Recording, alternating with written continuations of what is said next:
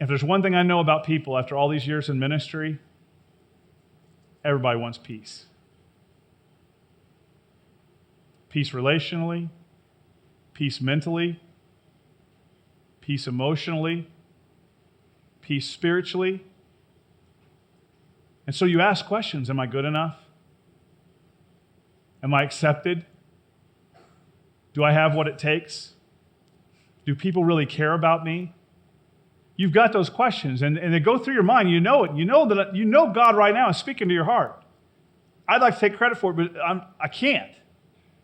God's speaking to your heart, and you want to know if you're cool with God, and if God's cool with you, and you grow up as teenagers and young adults, and you got all these hormones and everything else going on, and you're wondering, how could God care about me when I'm thinking all this stuff in my head?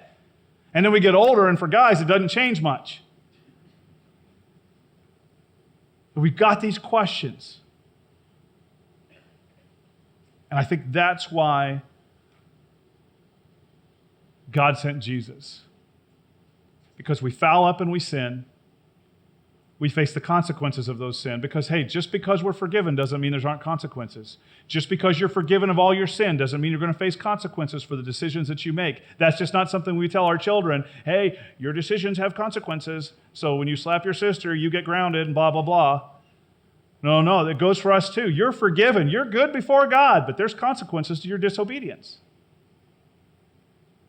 And then we cry out to God, and then He sends us Jesus to break this pattern once and for all, this incessant pattern over and over and over that happens. Jesus forgave you all your sin, but how do we keep out of that pattern? How do we keep out of that cycle? The Word of God.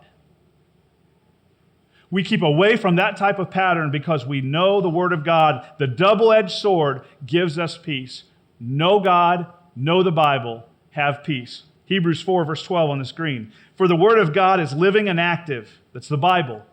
Sharper than any double-edged sword. It penetrates even to dividing soul and spirit, joints and marrow. It judges the thoughts and attitudes of the heart.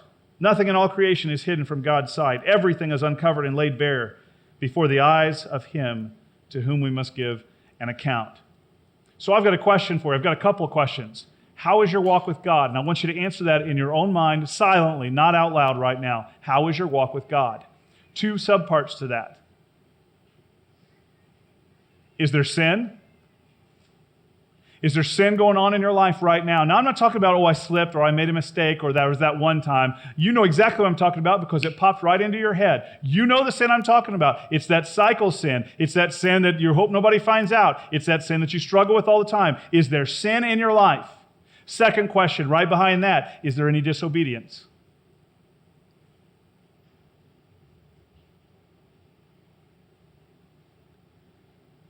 If there's sin or if there's disobedience and you're not dealing with that, it's no wonder you don't have any peace with God. And honestly, that's what we all want. You're just getting in this cycle, and it just keeps repeating over and over and over. The reason that we don't know God's plan, the reason that we don't have peace is because somehow we've developed some casual relationship with God, and the fact that we point to other people and go, they don't even have a relationship at all with God. At least I love Jesus. At least I read my Bible occasionally. At least I go to church. I'm a pretty good guy. I'm a pretty good gal. But that's casual.